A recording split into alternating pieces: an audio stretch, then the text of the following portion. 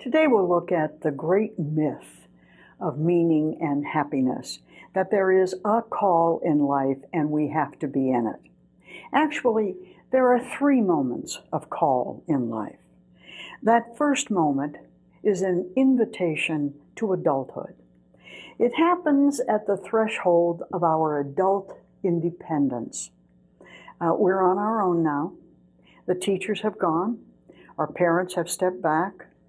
The friends have dispersed to find their own call in life. And you and I have bills to pay now, alone. The choices are mine now. There are no clear alternatives. There's nothing better to do at the moment, perhaps.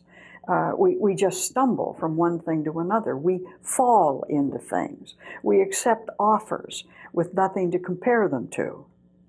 And often we do then what is more an opportunity at that age than a real choice. But the underlying questions never disappear. What do I want to do with my life? What am I meant to do with my life? The culture is full of criteria that have almost nothing to do with happiness. They say go for money. Go someplace where you have a lot of sun and beaches. There have to be perks on the job. Watch for your status. Travel. What do your parents want you to do? What are the trappings of the good life? But the real goal is to come to fit into our own souls. Education now gears students to fit the economy. Finance, rather than philosophy, they know pays more. Or law, rather than writing, has more prestige.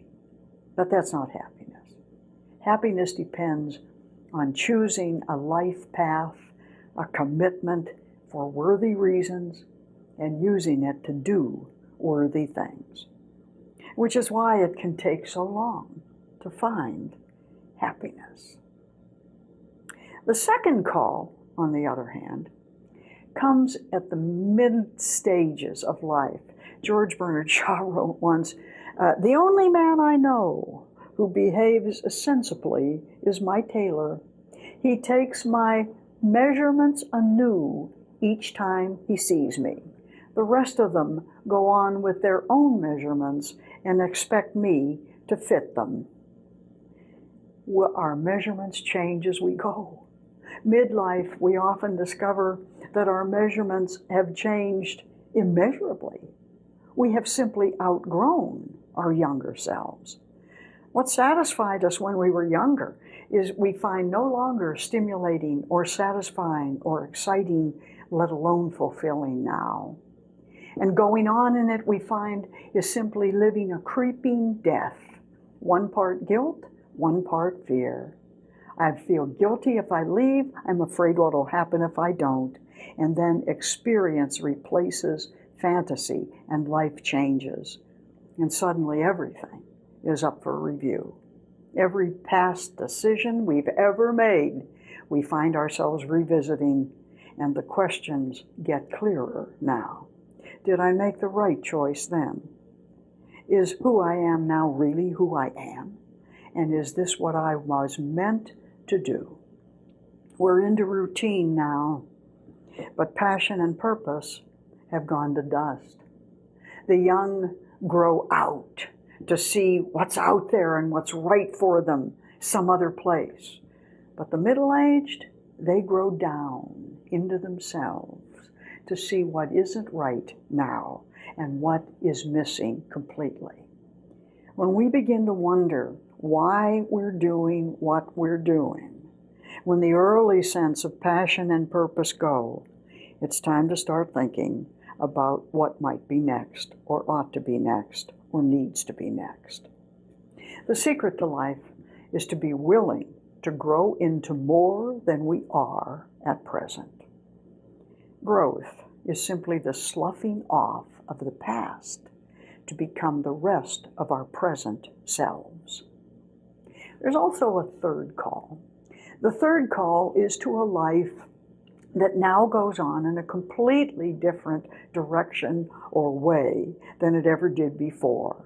This is the time without the check or the titles or the power or the status or the sense of the comfortable feeling of having arrived. They call it retirement, but it far too often feels more like abandonment. Now we have to fill in our days ourselves. Then we learn in the clearest way possible that a job and a life are not the same thing. Then the new question is, what could I possibly have overlooked in the shaping of my life during its early and its middle-age stage? Now routine and responsibility give way to the demands of the unfinished parts, unfinished desires or interests or insights of this long developing new self, about maybe the needs of abandoned children, or perhaps I find myself very interested in adult education or animal rights or gardening as an antidote to destitution or personal spiritual development and world peace. We're not striving at this age now.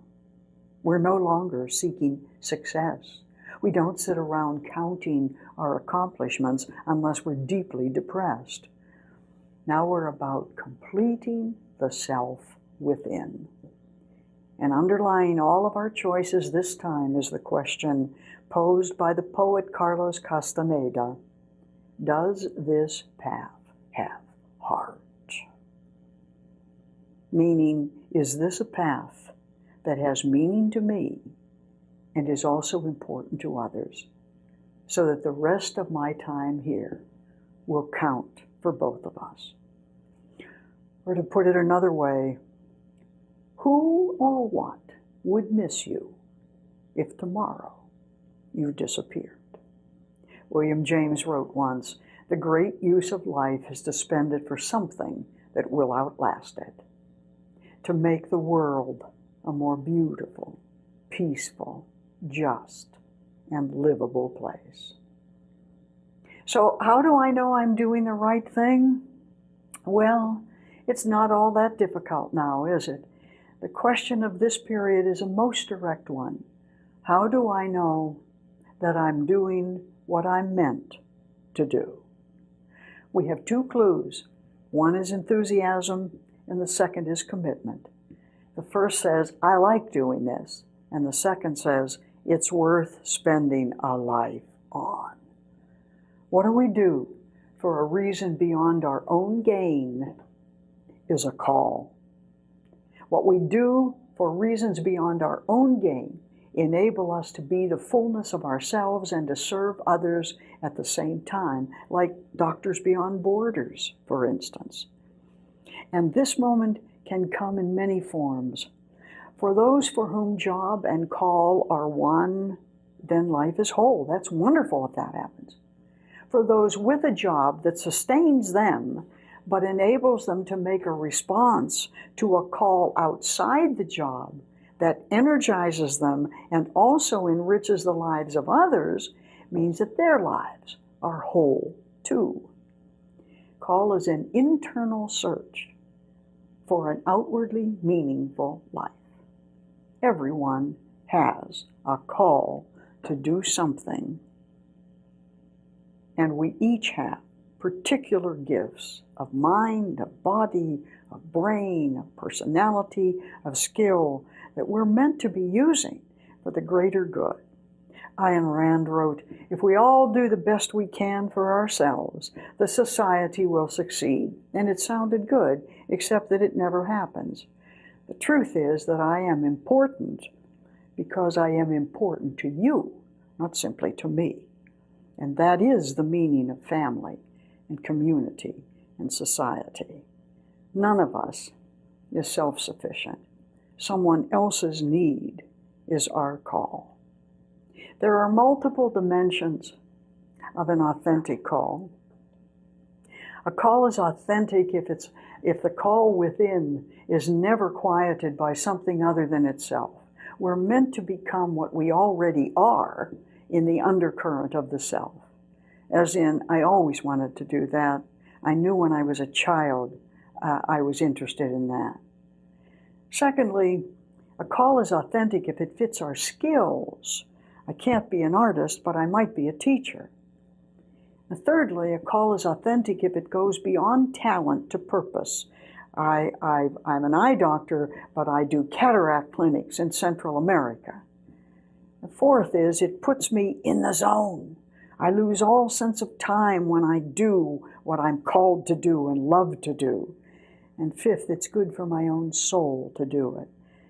I find myself doing what Aristotle means when he said that life was about living well and doing good. And finally, I feel complete now when I'm at my call. I am happy. The search ends when the call comes.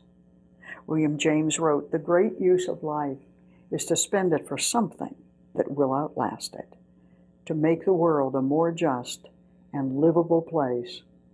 To do what needs to be done and love doing it is what brings me to the ultimate sense of my life, well lived and, oh yes, happy."